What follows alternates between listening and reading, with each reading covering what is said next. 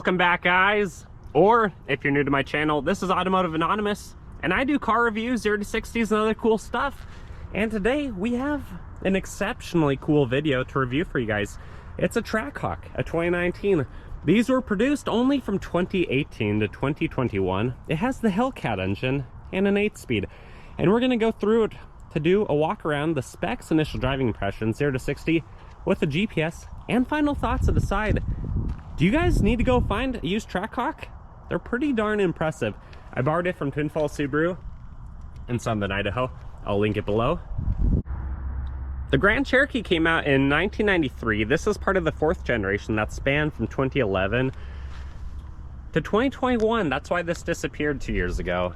And Jeep actually sells in the United States every year well over 200,000 Jeep Grand Cherokees, although there's only been a few thousand Trackhawks sold. When this came out, it was just over $88,000, which for the time was a performance bargain. If you're getting 707 horse, 645 pound-feet of torque, I'll show you under the hood in just a little bit, but that's pretty darn impressive. The magazines rated these to do 0 to 60 in 3.5 seconds or a quarter mile in about a mid-11. And if you stay tuned to the end to watch my GPS 0 to 60, you'll see it's actually surprisingly close to that for being at altitude. That supercharger really helps it to compensate. These weigh about 5,300 pounds. They can tow 7,200 pounds, so you can tow a Trackhawk behind a Trackhawk, unless you have something else to tow. They're roughly 15.8 feet long, 6.4 feet wide, 5.6 feet tall, and they have just barely over 8 inches of ground clearance with a 370 final drive ratio through the all-wheel drive system. The gas tank located on the driver's side is a 24-gallon tank. It's rated at 11 city, 17 highway. So if you're conservative and you're not listening to that supercharger whine, you could be getting up to 400 miles on a tank. The previous owner of this one debadged it, so it's almost hard to tell what you're looking at if you didn't look at those Continental tires that are 295 45/20 with the Brembo brakes hiding behind, because a lot of the other lesser trim levels have the hood bulge or the reverse hood bulge, so it's almost a sleeper. But when you hear that exhaust, when you fire it up, when you get on the gas pedal, that sleeper characteristic starts to fade away. But just looking at it in this gray color, it honestly could almost blend in. And anytime you go out in your Trackhawk, you want to take the red key for full power. We're gonna hop inside and see what else it has to offer.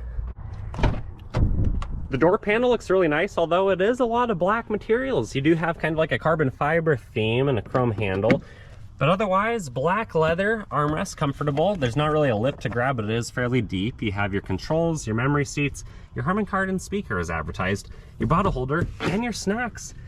Looking inward, you have Supercharged listed on the door sill plate, aftermarket WeatherTech mats, aluminum pedals, an old school kick emergency brake, hood release, gas door release, lighting options, ventilation, more carbon fiber, and then those beautiful seats that are powered with Trackhawk stamped. And then it leads your eye up to the dual pane moonroof. Firing this puppy up with the push button start, it's a red button with carbon fiber around it. The needles do their little dance that reminds you that it's supercharged in case you have forgotten. Leather wrapped wheel, really nice large aluminum pedals for the paddle shifters. You can grab it, but it is kind of thick for my taste. Trackhawk listed, the horn sounds decent. It is leather wrapped around where the airbag would pop out. Hopefully that never happens. Otherwise up here you have your Dodge or your FCA safety features, SOS button, sunglass holder, your lighting, and then your controls for that moonroof. If you want to open it up, you can open up the top side, or you have a sunshade that can hide the whole thing. Otherwise, you have the 8.4-inch display. It does work really well. You can go through your drive modes and set stuff up however you want it to be. You also have Android Auto and Apple CarPlay, which I like, in addition to just having physical buttons for all of your settings. And then down here in the hidden storage, you have 2 USBs, an aux, and a 12-volt, or you could just tuck that away. 2 cup holders. You could also go down to sport and play musical gears to that 8-speed right there if you want. There are your drive modes, where you could set up your custom mode, design it how you want it to be. And then you have a decent sized center console. That's a 2-stage with a 12-volt plug-in. But let's turn it off. Let's hop in the back and see how we fit behind ourselves. The back door panel follows the same theme. I do like the old school lock. You have your speakers, they're lined. Otherwise, everything is just black. Little bottle holder and some baby size snacks right there. Nothing on the door sill. The seats are really nice. They do drop forward and lay nearly flat. The 60/40 split is still pretty easy to lift. And then if you're sitting behind yourself, you do have a grab handle on the B-pillar. But my knees are tight. I only have like an inch of room in front of them. And then I do have a map pocket. Heated seats, household style outlet, USBs and ventilation. And then a couple cup holders in the center. It's fairly sturdy and it is just a little bit narrow because the back seats on this are good size for people, but they're not necessarily huge. I would not call them that. Red seat belts throughout, which are a nice touch on the Trackhawk.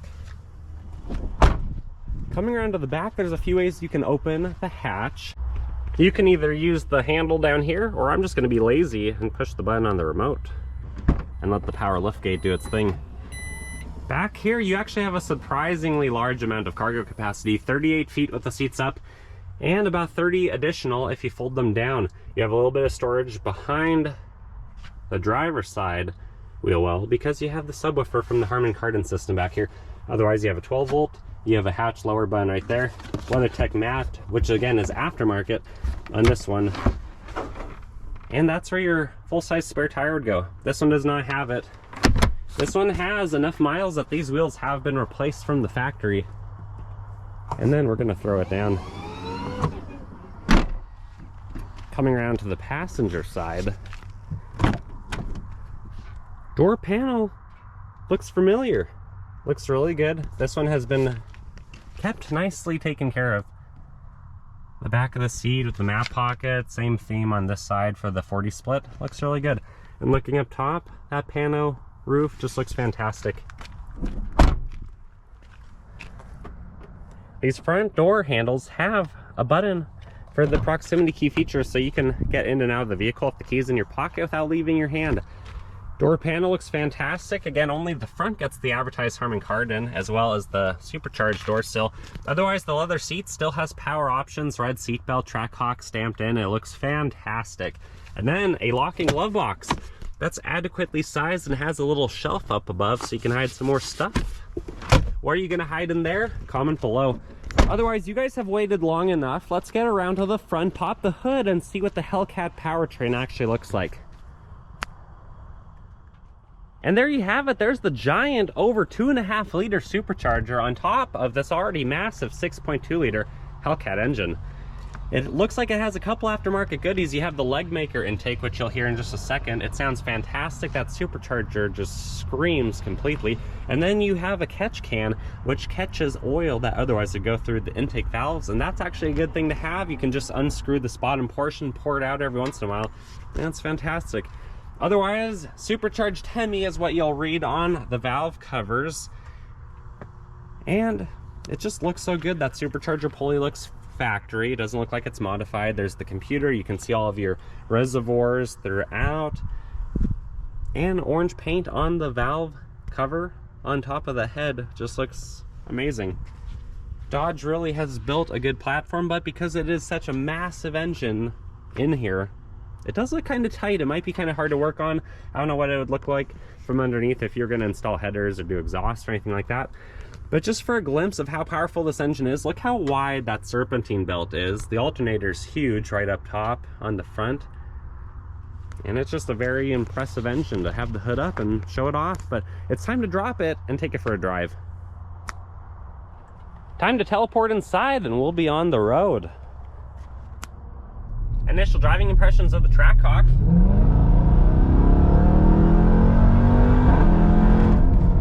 It gets up to speed. It sounds fantastic with that Hellcat whine. For even being the family grocery getter, this thing's impressive. You can definitely feel its weight, especially around corners, although it does handle better than the average SUV. Visibility is pretty good with that Jeep Grand Cherokee platform. Creature comforts are phenomenal. And when you look at the bottom of the steering wheel and you're reminded what you're driving, you know you're in for a good time. Just idling down the road, basically. It's quiet, it's composed. You almost wouldn't know what you're getting yourself into if you didn't see those giant paddle shifters sticking over the backs of the steering wheel.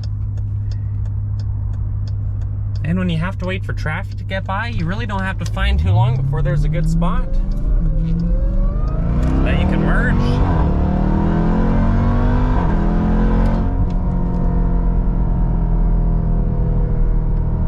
Unless you up rev, it looks like it's wanting to hold on and rev hang a little bit. And then back to its composure itself. These seats do feel a lot like Dodge Chrysler seats.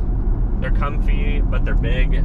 They're bolstered for comfort, but not to hold you in. You do feel like you're kind of sliding all over the place, especially if you're my build, 5'11" and under 200 pounds. But they're comfortable. I like all the physical buttons. Everything is right where I want it to be and basically out of my way, other than if I need that launch control button. It's just a really comfortable ride. There's a little bit of wind noise, but it's not too bad. The cabin is composed quite well. Not really any road noise for how sticky these performance tires are. Sometimes sticky tires will throw up rocks and you just can feel a lot without much sidewall. Not really the case here. We'll get to our 0 to 60 soon, but what does it do? 46 roll. Oh, and it's not wanting to auto downshift. There we go.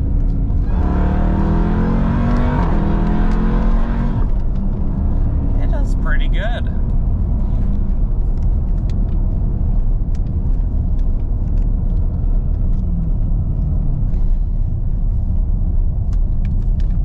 I think we're gonna get out of our sport mode and just back into auto mode. That way we can try to get over 10 mpg. Overall, guys, if you guys have not driven one of these, as many people have not, I strongly recommend you find one and try to get some seat time. They're really cool. The Jeep Grand Cherokees in general are fantastic. I've driven several 6.4 Jeeps. I've also driven the 6.4 Charger and Challenger. In fact, I reviewed an SRT8 Jeep last year when I started the channel, but this Hellcat experience is far exceeding to what those were. Launches harder, pulls harder at every point. It's really just a good time. They are expensive though. This one they're asking over 80 grand for. They hold their value. Those Hellcat engines you really can't find very cheap. But if you have the means and you need a family car, consider the Hellcat. Density altitude is about 3,800 feet, so even though this is supercharged, it's still down on power, probably about 6 or 7%. Our private road is starting to get a little bit wet in light rain, so we're probably not going to set any record-breaking times. But I will verbalize the true 0 to 60 with the GPS and then the GPS graph after. The bottom left shows without the foot of rollout. That's the way it's rated. We are in track mode, but I'm probably going to leave traction control on so that we stay on the road.